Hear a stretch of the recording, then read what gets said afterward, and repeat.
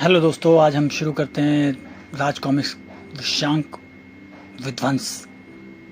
ये एक बेहतरीन कॉमिक्स है। जाग उठेंगी सदियों से दो सोई दो अनजान शक्तियां और दांव पर लगी होगी पृथ्वी के रक्षकों की जानें, तो फिर कौन बचाएगा होने से धरती का विध्वंस। कथा अनुपम सिन्हा, इंकिंग विनोद कुमार, संपादक मनीष गुप्ता, कैलीग्राफी रंग सुनील पांडे, चित्र अनुपम सिन्हा। मैं बचाऊंगा इन महानायकों की जानें, अगर इनकी जानें लेकर ही तू विजयी हो सकता है तो सदम ऐसा कभी नहीं होने देगा। तू एक बार अधम को छल से हरा चुका है सदम, पर इस बार इनको मैं इनके ही दुश्मनों से मरवाऊंगा। तू मुझे रोक सकता है पर उनको नहीं। असम के हजारों वर्ग मील क्षेत्र में फैले हुए घने जंगल, यहाँ पर इंसान तो क्या सूर्य की किरण तक अंदर घुसने को तरस जाती है। पत्तों की ये हरी चादर अपने नीचे अनगिनत रहस्यों और अचरजों को छिपाए हुए है, और इन्हीं अचरजों में से एक है कोबी, भेड़ियों का मालिक। अरे नास पीटे शराबी, तू मर क्यों नहीं जाता? ये कौन है? मेरी नींद खराब करने की हिम्मत कर रहा है। अगर मारूंगा तो तुझे मार कर मरूंगा। ये तो एक औरत को मार रहा है, बिल्कुल वैसे ही जैसे मैं अपने जानवरों को पीटता हूँ। शायद ये मेरी नकल उतार रहा है। अभी मजा चखाता हूँ। छोड़ मेरे बाल वरना मुंह नोच लूंगी। छोड़ उसको और मुझसे बात कर। मेरी नकल उतार रहा था ना तू? मुझे जानबूझ के चिढ़ाने के लिए जगाया था ना? नहीं कोई मालिक को भी। मुझे अगर यह पता होता कि आप यहाँ पर सो रहे हैं तो इसको कहीं और ले जाकर पीटता। आई, छोड़ मेरे पति को। जानवर, अगर उसको दोबारा मारा तो मैं तेरा खून पी जाऊंगी। अरे अभी यह तुझे पीट रहा था और तू इसका पक्ष लेकर मुझसे लड़ रही है। तेरी तो नादान है कोबी जी, समझ जाएगी, मैं समझा दूंगा। हम चलते हैं। हाँ, अरे ये मेरा पति है, मुझे झापड़ मारे, घूंसा मारे या जान से मार डाले। ये कोबी कौन होता है मियाँ बीवी के बीच में बोलने वाला? अच्छा, तू यहाँ से चली जा, मैं आता हूँ। यार एक बात तो बता, तू इसको पीट क्यों रहा था? ये अपने मायके वाले कबीले चली गई थी कोबी जी। कहती थी कि मैं शराब ज़्यादा पीता हूँ, पर पत्नी को पति के साथ ही रहना चाहिए, इसलिए मैं इसको ज़बरदस्ती अपने घर ले जा रहा था। बात तो तेरी सही है। जेन मेरी बीवी है, पर वो मेरे साथ तो नहीं रहती, तो उसको पीट कर ले आओ। जेन को पीटने की बात की तो तुझे वैसे ही पीटूंगा जैसे तू अपनी बीवी को पीट रहा था। कोई और तरीका बता जेन को यहाँ लाने का। औरतें ताकतवर को पसंद करती हैं जो उनकी रक्षा कर सके। तुम अपने आप को भेड़िया से ज़्यादा ताकतवर साबित कर दो, फिर वो भेड़िया को छोड़कर तुम्हारे पीछे चली आएगी। सच, एकदम सच। अरे खुश कर दिया रे तूने कोबी को। देख मेरी दुम अपने आप हिलने लगी है। जा बख्श दी मैंने तेरी जान, पर भेड़िया की जान मैं नहीं बख्शूंगा। जेन पर अपनी ताकत का सिक्का जमा कर ही रहूंगा। जेन रहेगी तो बस कोबी के साथ, मियाँ बीवी साथ साथ। जा बेटा, अभी भेड़िया से पिटागा तो तेरा दिमाग अपने आप ठिकाने पर आ जाएगा।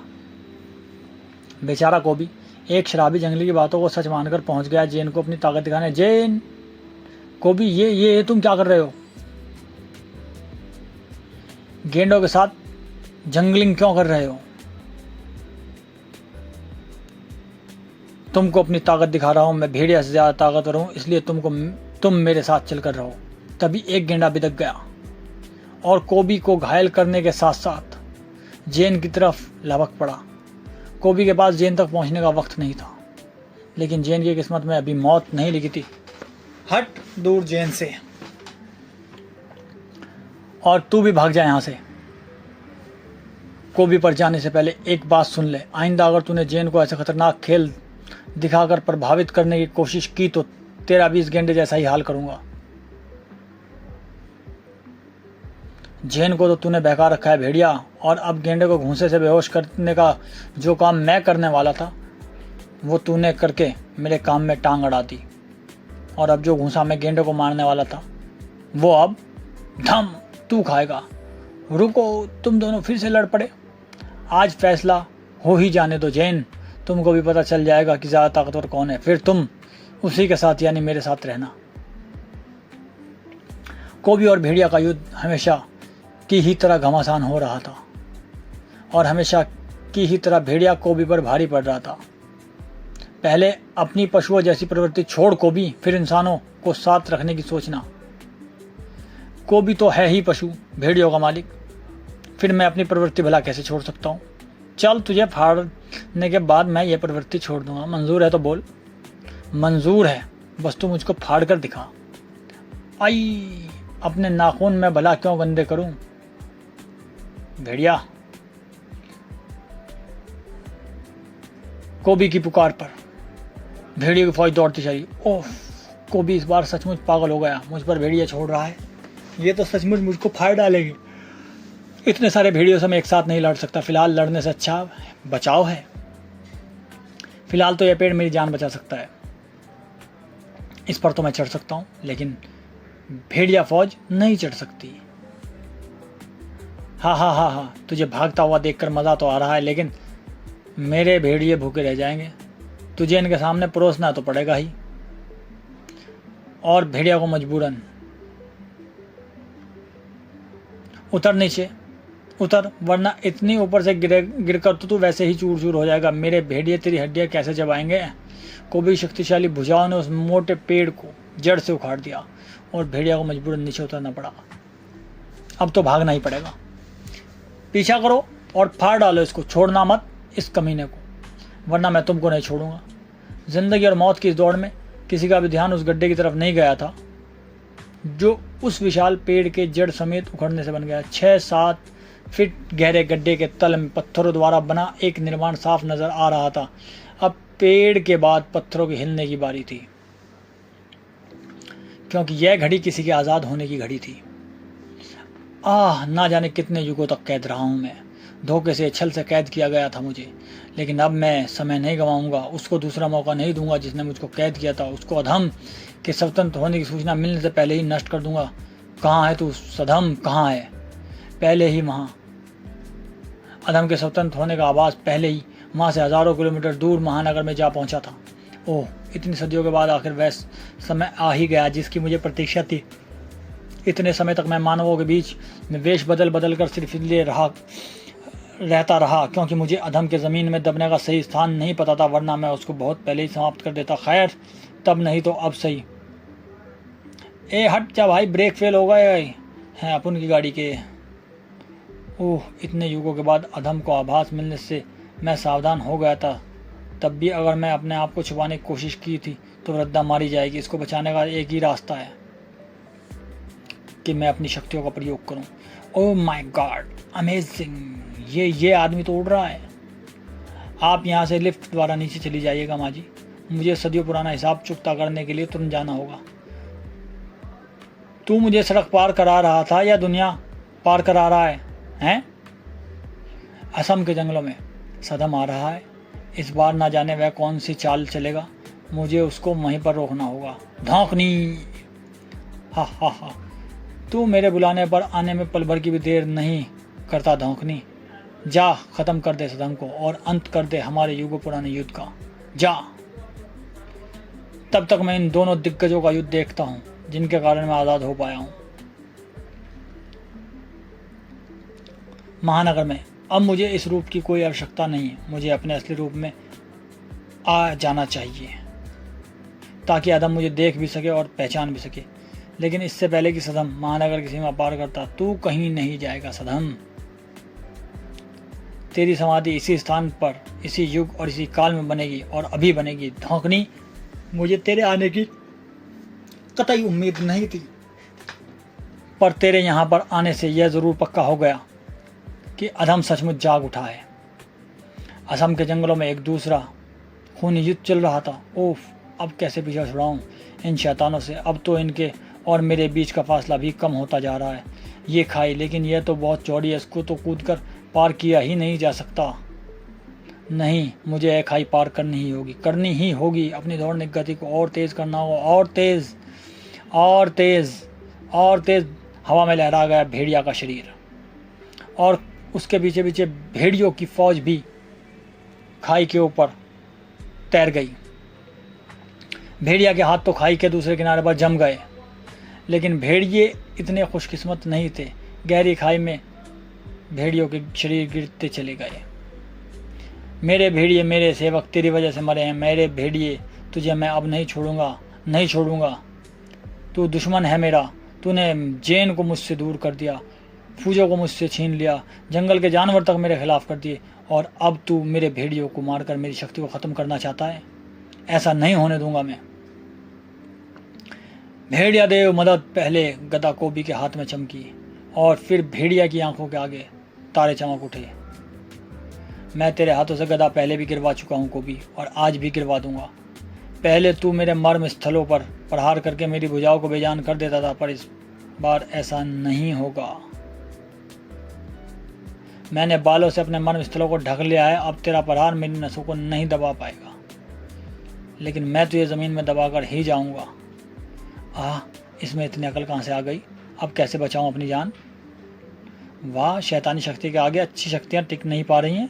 देखता हूँ कि क्या अंजाम होता है इस युद्ध का। महानगर में हो रहे युद्ध का अंजाम भी जल्दी ही सामने आ जाने वाला था। इतने युगों तक निष्क्रिय रहने के कारण मैं अपनी शक्तियों का ठीक तरह से नियंत्रित नहीं कर पा रहा हूँ, लेकिन फिर भी धौंकनी जैसे मामूली प्राणी मेरे सामने ठहर नहीं सकते। सदम की शक्तियों किरणें हवा में मौजूद अणुओं में इलेक्ट्रॉनों को घटाने और बढ़ाने लगी, और सुरक्षित वायु एकाएक घातक हो उठी। तूने वायु की संरचना को बदलकर उसको विस्फोटक बना दिया। अब तेरे चीथड़े उड़ जाएंगे धौंकनी, और तेरे मालिक को यह संदेश मिल जाएगा कि सदम अभी भी उतना ही शक्तिशाली है जितना वह युगों पहले था। ये क्या? मेरे गले की मश्क हवा का बाउंडर पैदा करके तेरे विस्फोटकों को तेरी ही तरफ धकेल रही है। इसने मुझे घायल कर दिया। इसमें इतनी चालाकी की उम्मीद मैंने नहीं की थी। धमाके ने मेरे शरीर को सुलगा दिया, लेकिन मैं अभी भी हवा को पानी बनाकर इस आग को बुझा दूंगा। नहीं नहीं, ऐसा होगा, ऐसा नहीं होगा। तू शायद धौंकनी की असल शक्ति को भूल गया। धौंकनी जब चलती है तो आग को भी इतना गर्म कर देती है कि वह लोहे तक को पिघला दे।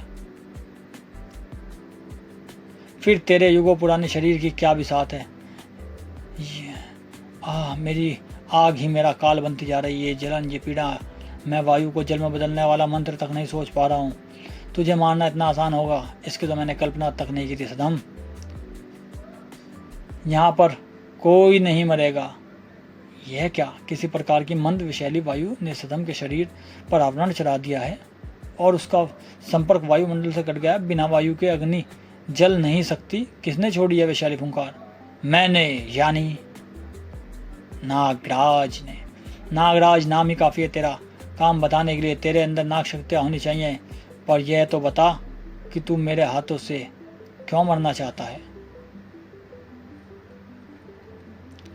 तुझ जैसी हसरत रखने वाले हजारों खलनायक हैं, लेकिन मैं अभी भी जीवित हूँ, और जब तक मैं जीवित हूँ तब तक महानगर पर कोई आफत नहीं आ सकती। मुझको अपनी शक्तियाँ संभालने में समय लगेगा। तब तक तुमको धौंकनी से स्वयं ही निपटना होगा। इससे निपटना कोई बड़ी बात नहीं, बस अगर यह उड़ ना रहा हो तो मुझे इससे निपटने में आसानी हो जाएगी। इस समस्या का हल मैं कर देता हूँ। मैं तुमको अपनी उड़ने की शक्ति दे देता हूँ। जब तक मुझे इस शक्ति की आवश्यकता ना पड़े तब तक यह तुम्हारे पास ही रहेगी। पर तुम घबराना मत, मैं कुछ ही पलों में स्वस्थ हो जाऊँगा। तुमको अधिक देर तक धौंकनी से नहीं जूझना पड़ेगा। वाह, कमाल है। ऐसा तो पहली बार हुआ है कि मैं बगैर किसी सहायता के उड़ रहा हूँ। अब मुझे तुझसे निपटने में आसानी होगी धौंकनी। अगर उड़ने से तू अपने आप को पहले से ही जीता हुआ समझ रहा है तो मैं तुझको ऊपर नर्क तक उड़ा देता हूँ। पहले मेरे सर्प बंधनों से आज़ाद तो हो ले। मेरा रूप ज़रूर मेंढक सा है, लेकिन मैं वो मेंढक नहीं जिसे सांप खा जाए। मैं वो मेंढक हूँ जो सांपों को खा जाता है। और यह भी जान ले कि अगर तू जहरीला है तो मैं भी कम जहरीला नहीं हूँ। मेरे शरीर के इन चकतों में जहरी जहर भरा हुआ है, जिसको जब मैं अपनी धौंकनी द्वारा बाहर फेंकता हूँ तो दुश्मन तड़प तड़प के मर जाता है, जैसे अब तू मरेगा। तेरा जहर तो मैंने चख लिया धौंकनी, अब मेरा जहर भी सूंघ कर देख। तुझ पर तो मेरे विश्व का जरा सा भी असर नहीं हुआ। ये कैसा विषय? ऐसा विष तो मैंने इतने युगों में कभी नहीं देखा। महानगर में चल रहे इस युद्ध का आभास असम के जंगलों में मौजूद अधम को भी हो रहा था। ओहो, कोई नाग शक्ति युक्त पुण्य आत्मा धौंकनी से टकरा रही है। मुकाबला तो जोरदार चल रहा है, लेकिन फिर भी जीतेगा धौंकनी ही, और फिर वह सदम को भी नष्ट कर देगा। अभी तो मुझको यहाँ का युद्ध देखकर मजा आ रहा है। देवीय गदा के कांटों ने भेड़िया के शरीर को छलनी कर दिया था। उफ, इसके हाथों से गदा गिरानी होगी, लेकिन मुझ में इतनी शक्ति बची नहीं है। क्या करूं? ओह, ये तो यूकेलिप्टस का पेड़ है जिसकी पत्तियों में तेल भरा होता है। शायद इससे काम बन जाए। भेड़िया के शक्तिशाली हाथों ने पत्तियों को निचोड़कर उनमें मौजूद तेल को निकाल लिया। और इस बार जब कोबी ने गदा घूमी तो भेड़िया ने गदा को तेल से नहला दिया। यह क्या कर रहा है तू? मेरी गदा को बदबूदार बना दिया तूने। अब तो तेरे खून से ही इस तेल को धोऊंगा। ले ए चिकनी गदा पर कोबी पकड़ नहीं बनाए रखा और गदा उसके हाथ से छूटकर मिसाइल की तरह हवा में उड़ती हुई फिर से कोबी के हाथों में टिकने के लिए लौट आई, पर कोबी के हाथों में टिक नहीं पाई। हा, पुण्य आत्मा भेड़िया बुद्धि का प्रयोग कर रहा है और मूर्ख आत्मा कोबी उससे मात खा रहा है। लेकिन यह क्या? उधर धोखनी पर नाग शक्तियां भारी पड़ रही हैं। मुझे महानगर के युद्ध पर पूरा ध्यान देना चाहिए। महानगर में अब तेरी फुंकार मेरे पास नहीं फटक सकती नागमानव। मैं उसको अपने तक पहुंचने से पहले ही वायु फुहार से फैला दूंगा। विश्व फुंकार जरूर तुझ तक नहीं पहुंच सकती, पर मेरे ध्वंसक सर्प तो पहुंच सकते हैं और तेरी धौंकनी को फाड़कर तेरी मुख्य शक्ति को खत्म कर सकते हैं। मेरी धौंकनी काल बाहर से इतनी सख्त है कि उसको कुछ भी नहीं फाड़ सकता। अब तू देख धौंकनी का कमाल। धौंकनी का बाउंडर अब तुझको इतनी तेज गति से घुमाएगा कि तेरे दिमाग की सारी नसें तड़तड़ाकर फट जाएंगी। इतनी तेज गति के बाउंडर में तो मैं सचमुच पहले कभी नहीं घूमा। सारे शरीर का खून नसों को फाड़कर बाहर निकलने के लिए बेताब हो रहा था और मैं इस पर कोई वार नहीं कर सकता, क्योंकि जो कुछ भी मैं इस पर फेंकूंगा वह बाउंडर में ही खिंचकर रह जाएगा और धौंकनी मुझसे इतनी दूर है कि मैं खुद उस तक पहुंच ही नहीं सकता। बचने का कोई रास्ता नजर नहीं आ रहा। अधम घटना क्रम को महसूस कर रहा था। धौंकनी हार ही नहीं सकता। अब मरेगा नागमानव और फिर मरेगा सदम। अब मैं आराम से कोबी और भेड़िया का युद्ध देख सकता हूँ। अधम के निश्चित होने के साथ साथ सदम की बेचैनी बढ़ रही थी। मेरी शक्ति पूरी तरह से वापस आने में अभी थोड़ा समय लगेगा। अगर धौंकनी ने इस दौरान नागराज को मार डाला तो मेरा बचना भी मुश्किल हो जाएगा, क्योंकि अभी भी मैं धौंकनी के सामने नहीं टिक पाऊंगा। सभी ने नागराज के बचने की उम्मीद छोड़ दी सिवाय खुद नागराज के। हाँ, एक तरीका है। मैं अभी भी धौंकनी को मार दे सकता हूँ। धौंकनी एक गलती यह कर गया कि वह चाहे दूर से ही सही, पर वह मेरे साथ बाउंडर के द्वारा जुड़ा हुआ है। नागराज विष फुंकार उगलने लगा और फुंकार बाउंडर में घुलने लगी और देखते ही देखते बाउंडर की गति के साथ घूमते हुए धौंकनी के फेफड़ों में जा पहुंची। मेरी सारी छाती, मेरा पेट, सब कुछ जल रहा है। मैं बेहोश हो रहा हूँ, लेकिन मेरी हार तेरी जीत नहीं बन सकती। मैं मरूंगा तो ये साथ लेकर मरूंगा। झेल मेरा अमोघ अस्त्र, मेरी जिह्वा पाश, और तड़प तड़प कर मर। जो भी इस पाश में फंसा वह पानी बनकर ही छूट पाया। इसकी जीभ का शिकंजा मेरे पूरे शरीर को गलाता हुआ अंदर घुसता जा रहा है। मेरे जहर के संपर्क में आते ही यह गल तो जाएगा, लेकिन साथ साथ मुझे भी गला जाएगा। नागफनी सर्प भी इस अद्भुत जिह्वा को नहीं काट पा रहे हैं। नागराज को ज़्यादा सोचने की ज़रूरत नहीं पड़ी और इसके चिथड़े उड़ गए और इसके मरते इसका शिकंजा भी खुल गया। पर यह वार किया किसने?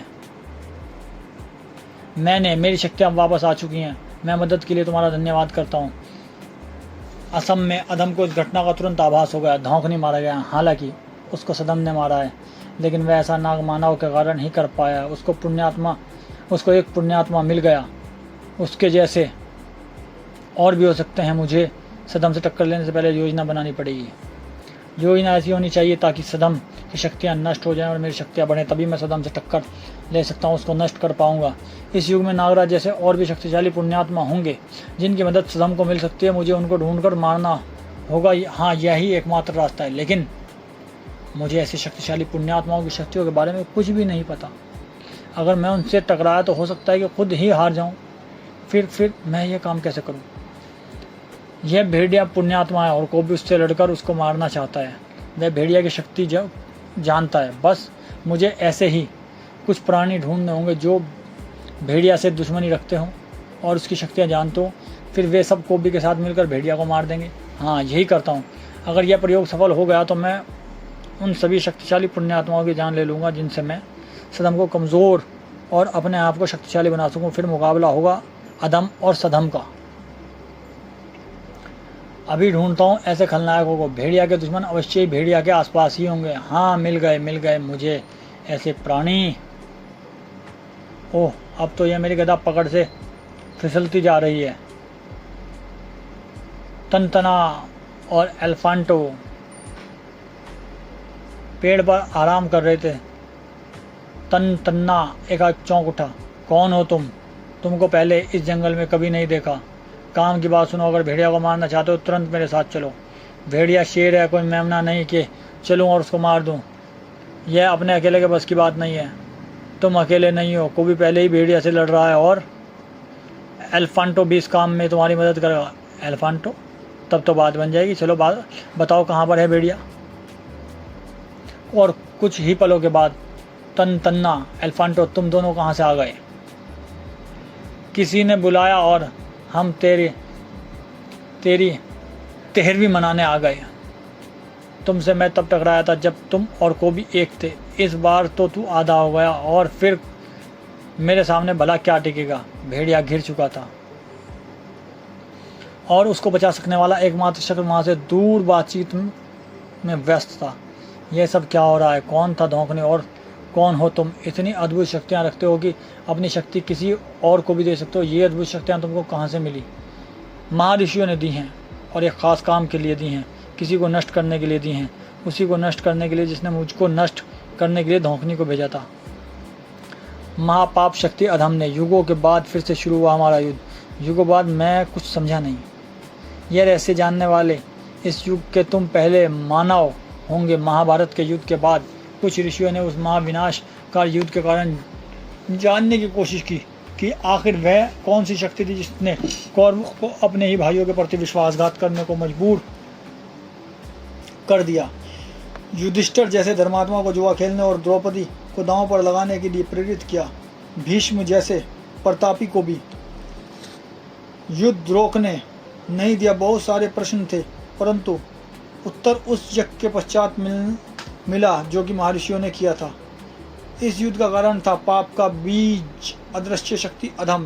पहले तो महर्षियों ने अधम को शरीर धारण करने मजबूर किया और फिर यज्ञ कुंड में से पुण्य शक्ति के धारक सधम को यानी मुझको पैदा किया ताकि मेरी पुण्य शक्ति अधम को नष्ट करके पाप को हमेशा के लिए मिटा दे।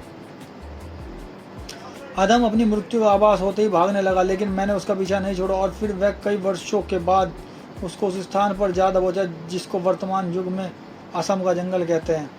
हमारे बीच भयंकर युद्ध चल रहा था। अधम कमज़ोर पड़ने लगा। उसकी एक ही कमज़ोरी थी, धरती पर हर तरह के पाप को ढक लेती है।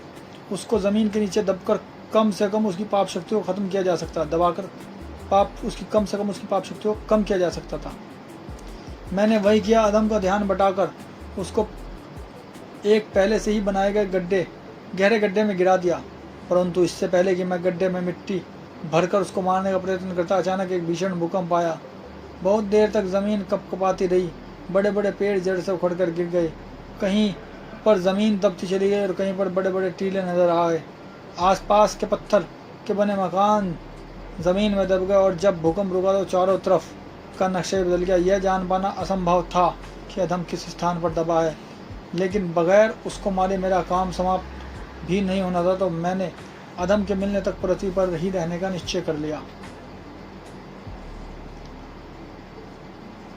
मेरी उम्र नहीं बढ़ती, इस कारण लोग मुझ पर शक हो सकता था, इसलिए मैं रूप और स्थान बदल बदल कर युगों तक पृथ्वी पर रहता रहा। अधम का पता लगाकर उसको मारना ही मेरा एकमात्र लक्ष्य। अब वह लक्ष्य मुझे मिल गया है। अधम आज़ाद हो गया। धौंकनी को उसी ने मुझको मारने के लिए भेजा था। अब इससे पहले कि अधम फिर से कहीं जाकर छिप जाए, मुझे उस तक पहुंचकर उसको मारना होगा, वरना इस बार पृथ्वी पर महाभारत से कई गुना ज़्यादा भयंकर युद्ध लड़ा जाएगा और इसके लिए मुझको तुम्हारी मदद की ज़रूरत पड़ सकती है। पाप को मिटाने के लिए नागराज खुद भी मिटने के लिए तैयार है। चलो। असम के जंगलों में हैं तो ये मेरे भी दुश्मन, लेकिन एक बार इनकी मदद से मैं भेड़िया को इतना पीट लूँ कि यह मेरे नाम से भी थर थरा कर कांपने लगे, फिर इनको भी ठिकाने लगाऊंगा। तू हमसे अब नहीं जीत सकता भेड़िया। कोबी से लड़कर तू वैसे भी थक चुका है, अब बस तेरी जान निकालनी बाकी है। भेड़िया तुम तीनों पर एक साथ भारी पड़ेगा। गिरोह आज भेड़िया सारी दया भूल जाएगा। जैन को भेड़िया की फिक्र हो रही थी।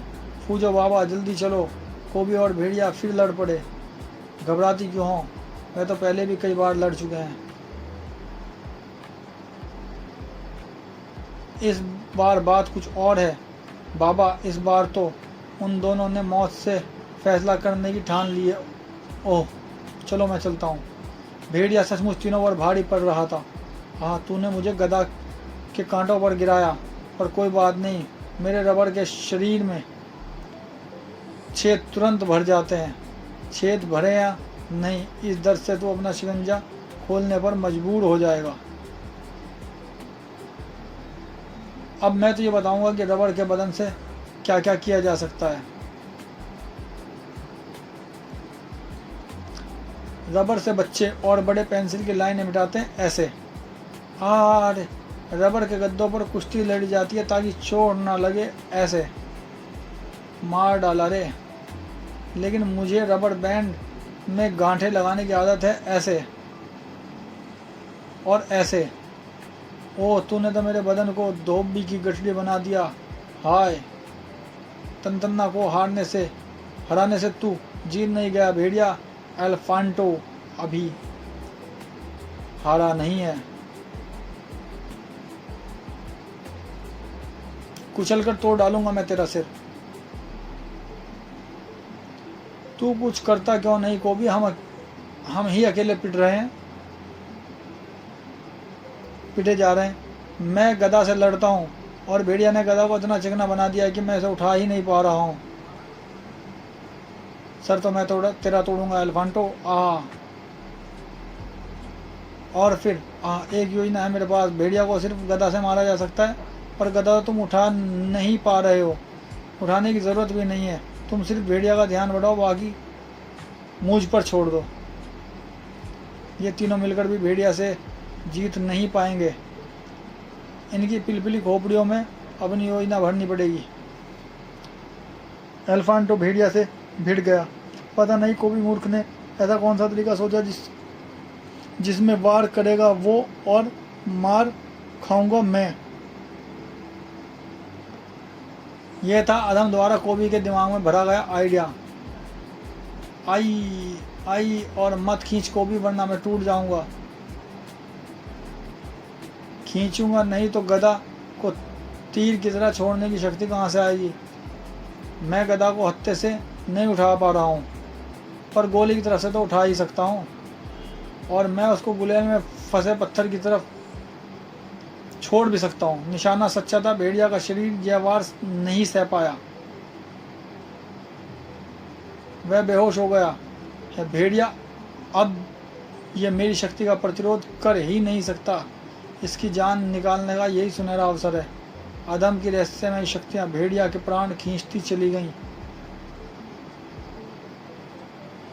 भेड़िया तो मर गया, ना तो इसकी दिल की धड़कन चल रही है और ना ही शरीर में कोई हरकत। यानी हमारा काम हो गया। हमारे रास्ते का सबसे बड़ा पत्थर चकनाचूर हो गया। भेड़िया मर गया, ये कैसे हो गया। मैं तो सिर्फ इसको सबक सिखाना चाहता था। वैसे भी भेड़िया इतने मामूली वारों से मरने वाला इंसान नहीं था। कोई आ रहा है, भागो। ओ भेड़िया, ये क्या हो गया। मेरी पांचवी हरकतों ने आखिर तेरी जान ले ली। भेड़िया चलो यहाँ से, अभी मुझको तुम्हारी ज़रूरत है। तुम कौन हो, मुझे कहाँ ले जा रहे हो। बताऊंगा, सब बताऊंगा, लेकिन पहले हम किसी सुरक्षित स्थान पर पहुँच जाएं तब। मेरा ये प्रयोग सफल हो गया। अब मैं अन्य शक्तिशाली पुण्य आत्माओं को ढूंढकर उनके द्वारा ही उनके दुश्मनों को मरवाऊंगा, अपनी शक्ति बढ़ाऊंगा और सदम की शक्ति खत्म कर दूंगा। और ऐसी पुण्य आत्माओं को उनके दुश्मनों का मुझे पता बताएगा ये कोबी। उधर जैन और फूजो बाबा पर पहाड़ टूट पड़ा था। भेड़िया, ये तुमको क्या हो गया। भेड़िया उठो, भेड़िया उठो, मुझसे बोलो, अपनी जैन से बात करो। ओफ, ये क्या हो गया भेड़िया। तुम्हारी और कोबी की दुश्मनी का यह नतीजा निकलेगा, ये तो मैंने सोचा भी नहीं था। हमको पहुंचने में देर हो गई है नागराज। अदम यहाँ से अपना काम करके जा चुका है और साथ ही साथ वह भेड़िया की जान भी लेता गया। तुम तो नागराज हो, तुम यहाँ पर क्या कर रहे हो और तुम्हारे साथ ये कौन है। भेड़िया को मारने वाला अधम का दुश्मन, अधम को ख़त्म करने आया है सधम। लेकिन भेड़िया को तो कोई ने मारा है, उसके अपने ही दूसरे रूप ने। नहीं बाबा, मारने वाले हाथ चाहे जिसके रहे हों, उन हाथों को चलाने वाली शक्ति अधम की थी। मैं यहाँ चप्पे चप्पे पर उसकी छाप को महसूस कर रहा हूँ। उसको भी मेरे आने का आभास हो गया होगा, इसलिए वह भाग खड़ा हुआ, और अब वह सतर्क हो गया, इसलिए मैं उसकी स्थिति का पता नहीं लगा पा रहा हूँ। आखिर वह कहाँ गया होगा? वो जब भी होगा कोबी के साथ, जहाँ भी होगा कोबी के साथ होगा, क्योंकि कोबी भी यहाँ से गायब है।